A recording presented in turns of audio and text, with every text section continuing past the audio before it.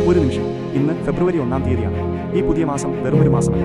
ജ്യോതിഷപരമായി നിങ്ങളിൽ ചിലരുടെ ജീവിതം തന്നെ മാറിമറിയാൻ പോകുന്ന അപൂർവ സമയമാണ്. ഈ മാസം ഭാഗ്യദേവത കനിയുന്ന ആ 5 നക്ഷത്രക്കാർ ആരാണെന്നും നിങ്ങൾ ഈ മാസം ഒരിക്കലും ചെയ്യാൻ പാടില്ലാത്ത തെറ്റ് എന്താണെന്നും അറിയണം. വീഡിയോ അവസാനം വരെ കാണുക.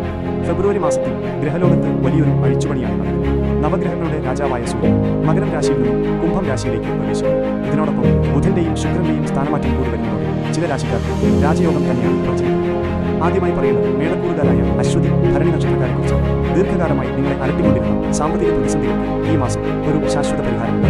കടബാധ്യതകൾ തീർക്കാൻ പുതിയ വരുമാന മാർഗ്ഗങ്ങൾ കണ്ടെത്താൻ ഈ മാസം നിങ്ങൾക്ക് സാധിക്കും. അടുത്തത് ഇടവക്കൂറുകാരായ രോഹിണി മകയിരം നക്ഷത്രക്കാർ. തൊഴിൽ രംഗത്ത് നിങ്ങൾ സ്വപ്നം കണ്ടിരുന്ന ആ വലിയ മാറ്റം, അത് സ്ഥാനക്കയറ്റമായാലും പുതിയ ജോലിയായാലും ഈ മാസം യാഥാർത്ഥ്യമാകും. എന്നാൽ നിങ്ങളുടെ ബിസിനസ് രഹസ്യങ്ങൾ മറ്റുള്ളവരോട് പങ്കുവയ്ക്കുമ്പോൾ ഈ മാസം അതീവ ജാഗ്രത പാലിക്കും. മിഥുനക്കൂറുകാർക്കും ചിങ്ങക്കൂറുകാർക്കും പ്രണയകാര്യങ്ങളിൽ കുടുംബത്തിൽ അതീവ സന്തോഷകരമായ വാർത്തകൾ. പുതിയ വീടോ വാഹനമോ വാങ്ങാനാഗ്രഹിക്കുന്നു.